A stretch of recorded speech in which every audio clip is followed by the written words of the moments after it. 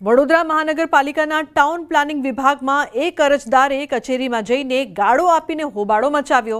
મામલો ઉગ્ર બનતા વિભાગના તમામ કર્મચારીઓ એકત્રિત થયા અને અધિકારીઓ સાથે મળીને ડેપ્યુટી મ્યુનિસિપલ કમિશનરને રજૂઆત કરી। ટીપીઓ દ્વારા જણાવાયું કે અરજદાર એક સામાજિક કાર્યકર છે અને જરૂર જણાશે તો તેના વિરુદ્ધ કાર્યવાહી થશે।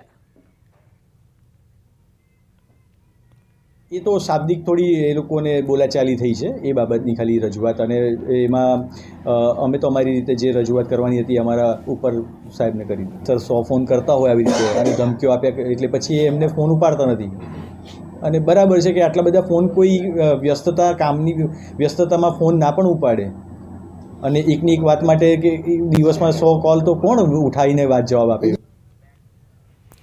માર્ગ અકસ્માતમાં રાહત પહોંચાડનાર રાહવીરને મળશે 25,000નું ઇનામ। માર્ગ અકસ્માતમાં ઇજાગ્રસ્તોને સમયસર સારવાર મળી રહે તે હેતુથી રાજ્ય સરકારે એક મહત્વનો નિર્ણય લીધો છે।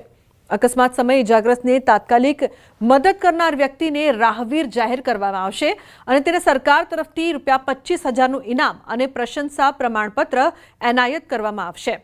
સરકારે માર્ગ અકસ્માતના પહેલા 1 કલાકને ગોલ્ડન અવર માનવામાં આવે છે, જેમાં જરૂરિયાતમંદને તાત્કાલિક સારવાર મળે તો જીવ બચી શકે છે।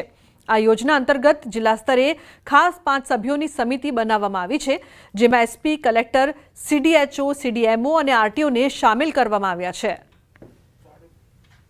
તો આજે પહેલા કલાકની અંદર જે પીડિત છે એને સારવાર માટે દાખલ કરવામાં જે વ્યક્તિ મદદ કરે એને આપણે રાહવીર કહીએ છીએ, અને એ રાહવીરને સરકાર દ્વારા 25,000નો પુરસ્કાર અને પ્રશંસા પ્રમાણપત્ર એનાયત। રાજકોટ લોકમેળામાં ફોર્મ ભરાવાની ત્રીજી મુદત પૂરી થઈ છતાં 238 પ્લોટમાંથી માત્ર 28 ફોર્મ આવ્યા છે। યાંત્રિક રાઇડ માટે એક પણ ફોર્મ ભરાયું નહીં, જે 50 વર્ષમાં પહેલીવાર છે। ત્યારે કોંગ્રેસ નેતા ઇન્દ્રનીલ રાજ્યગુરુએ આક્ષેપ કર્યો કે રાજકોટને ભાંગવાનો પ્રયાસ થઈ રહ્યો છે અને કલેક્ટરને માંગ કરી કે તકેદારી રાખી મેળાને મંજૂરી આપવામાં આવે।